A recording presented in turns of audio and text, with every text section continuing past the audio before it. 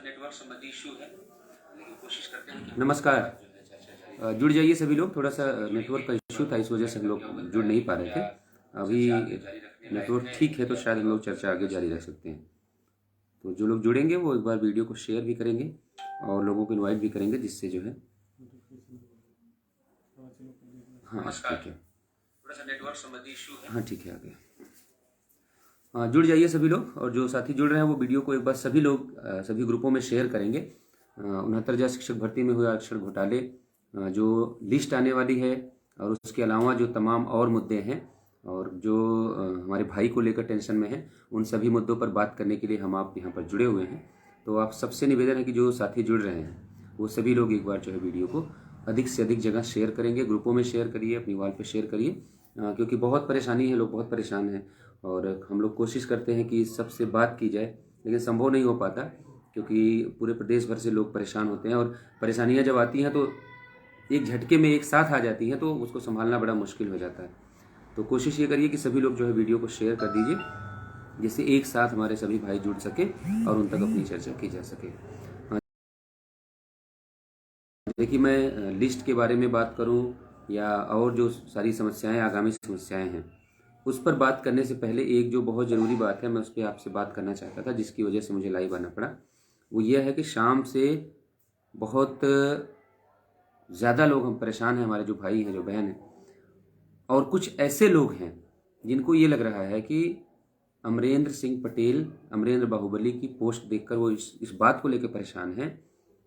जो हमारे अपने लोग हैं वो इस बात को लेकर परेशान हैं कि अमरेंद्र चले क्यों गए, और जो पहले दिन से विरोध करने वाले लोग थे, और वो लोग जो पहले दिन से उल्टा सीधा लिखते थे, और वो लोग जो इस आंदोलन को कभी सफल नहीं देखना चाहते थे, उनका ये कहना है कि अमरेंद्र का गुणांक 66 के ऊपर है, इसलिए वो डर के यहाँ से चले गए कि ऐसा ना हो कि कोई अड़चन आ जाए और अपना काम बन गया, बाकी लोग जाएं भाड़ में।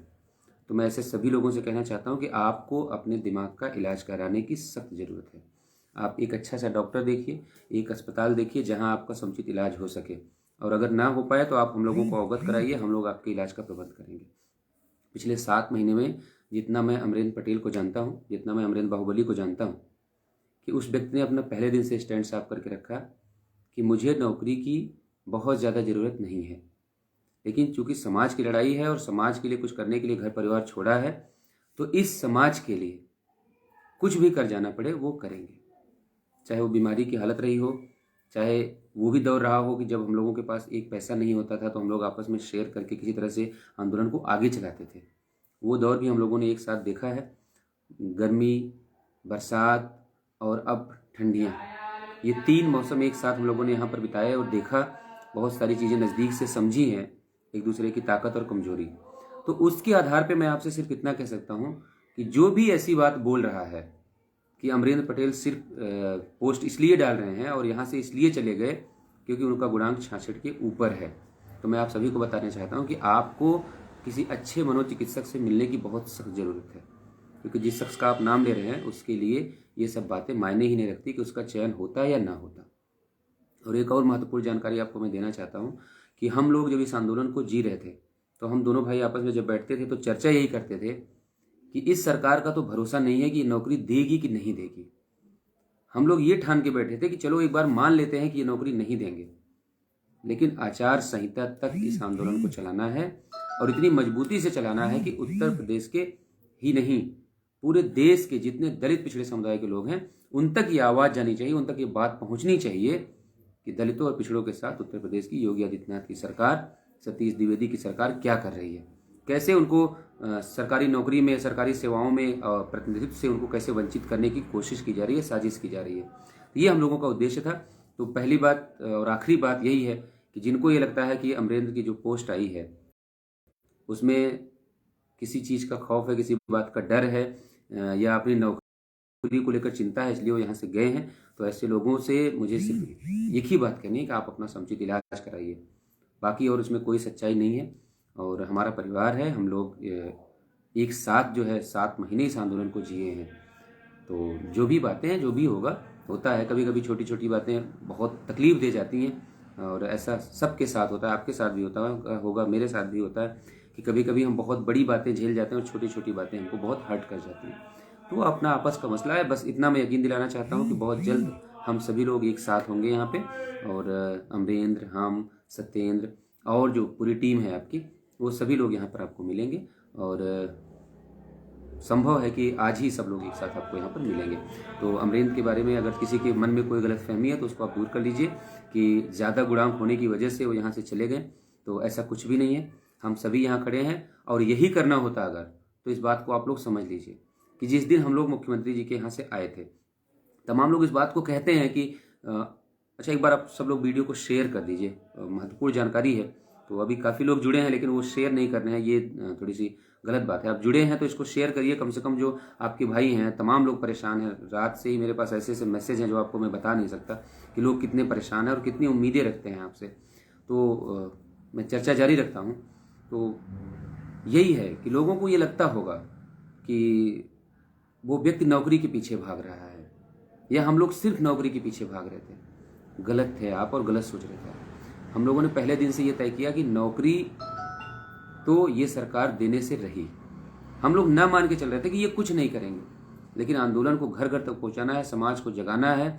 कम से कम जो भी सरकार बने दोबारा ऐसा ना हो, और जितने लोग गलत सिलेक्टेड हैं, जितना हमारी जगह बनती है, मात्र 2637 लोगों को रिजर्व कैटेगरी में दे दिया गया नौकरी, बाकी लोग 15,961 लोगों को उनके हक अधिकार छीन लिए गए। तो हम लोग ये मान के चल रहे थे कि अगर ये सरकार नहीं देगी तो जो भी सरकार बनेगी उससे हम 15,961 लोगों की नौकरी ओबीसी की, और जो हमारे 21% जगह 16.6% पाए हुए हमारे एससी वर्ग के भाई हैं, जिनके लिए ये वही अमरेंद्र हैं जिनके बारे में मैं आपको बताना चाहता हूँ कि एक बार ऐसा हुआ कि प्रतिनिधि मंडल में कोई हमारा एससी का भाई नहीं गया था। और ऐसा नहीं है कि कोई अधिकारी या मंत्री इस बात को नहीं जानते थे कि अमरेंद्र पटेल एससी हैं कि नहीं है। तो वहाँ पे उन्होंने एससी का प्रतिनिधित्व किया और उन्होंने इस बात को बोला कि एससी वर्ग से उन्होंने कहा कि एससी मतलब चर्चा होने लगी तो ये हुआ कि सिर्फ ओबीसी में ऐसा नहीं हुआ है, ये स्कैम एससी वर्ग की सीटों पर भी ऐसा हुआ है। तो उस समय एसीएस साहब ने पूछा कि आप एससी वर्ग से हैं, तो उन्होंने कहा जी सर, मैं एससी वर्ग का प्रतिनिधित्व कर रहा हूँ। तो आप ऐसे व्यक्ति की निष्ठा पर प्रश्न नहीं उठा सकते।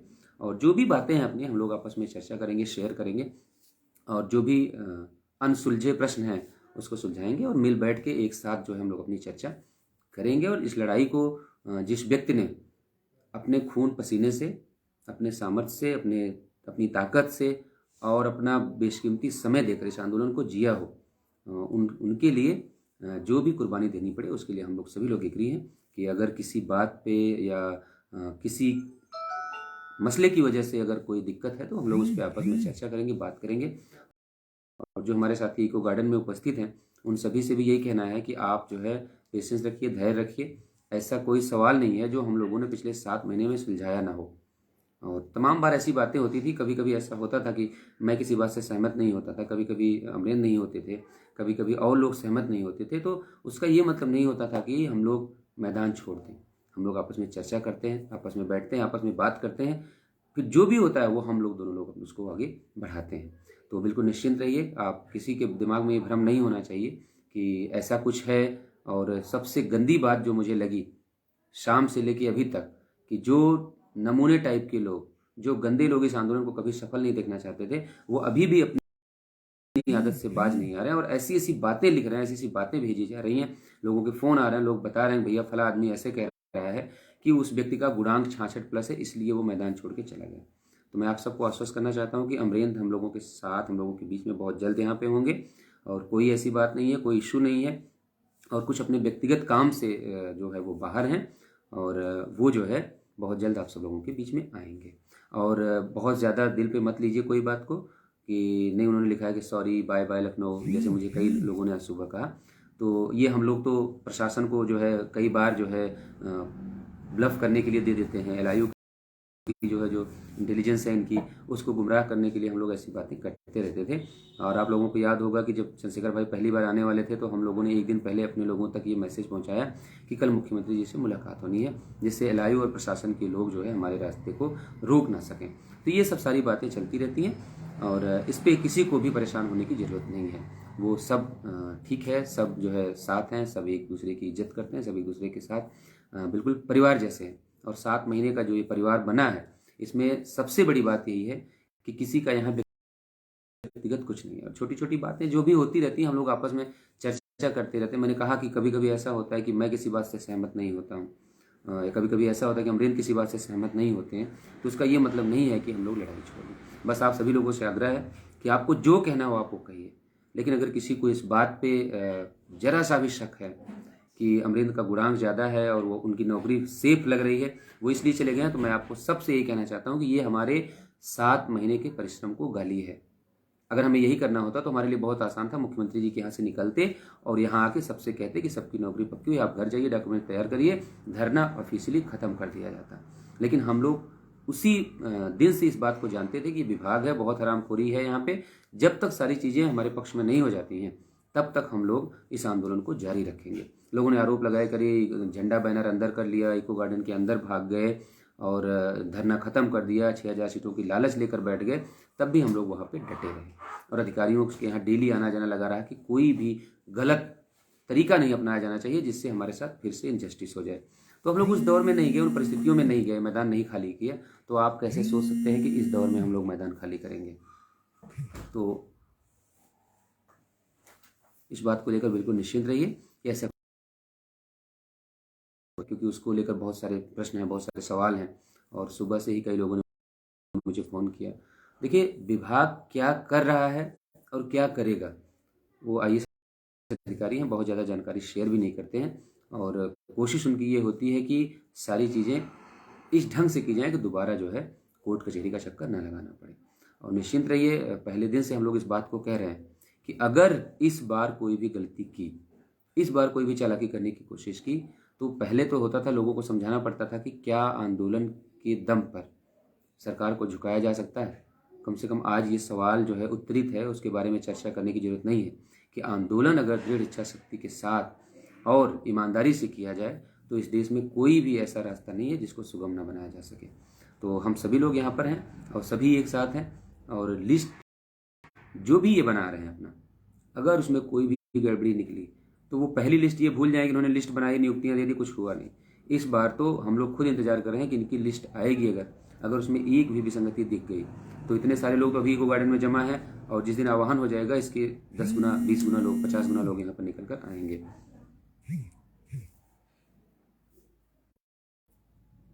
इसलिए लिस्ट को लेकर बहुत पैनिक होने की जरूरत नहीं है आपको, और निश्चिंत रहिए और जहाँ हैं सुरक्षित रहिए। और इको गार्डन में है तो आपको परेशान होने की ज़रूरत नहीं है, हताश होने की ज़रूरत नहीं है, ये सब चलता रहता है। और मैं फिर वही बात दोहरा रहा हूँ कि अमरेंद्र अपने कुछ व्यक्तिगत काम से बाहर हैं, वो वापस आएंगे, हम लोगों के बीच साथ खड़े होंगे। और हम दोनों भाइयों का पहले दिन से ही ये कमिटमेंट था कि इस आंदोलन को उसके मकाम तक पहुँचाना है, जो नतीजा है उस नतीजे के बाद ही घर वापस जाना है।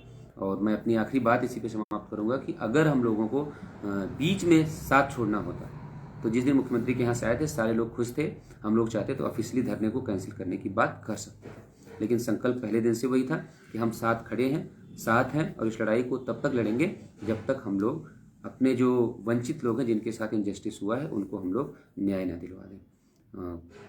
किसी भी भ्रम में मत रहें, किसी भी बहकावे में मत आए, और कोई भी ऐसी बात दोबारा नहीं आनी चाहिए गुणांक को लेकर, कट ऑफ को लेकर। अगर आप 7 महीने में अमरेंद्र को इतना भी नहीं समझ पाए हैं तो फिर मेरे लिए बहुत दुर्भाग्य की बात है कि आप एक भी कदम सही नहीं चल पाए। उस व्यक्ति ने कभी ये नहीं सोचा कि उसका गुणांक कितना है। अभी कल परसों की बात हम लोग आपस में चर्चा कर रहे थे, तो यही चर्चा निकल के आई कि यार मैंने अपना गुणांक अभी तक कैलकुलेट नहीं किया कितना बनता। तो बिल्कुल परेशान मत होइए, सब लोग एक साथ हैं, सभी एक साथ खड़े होंगे।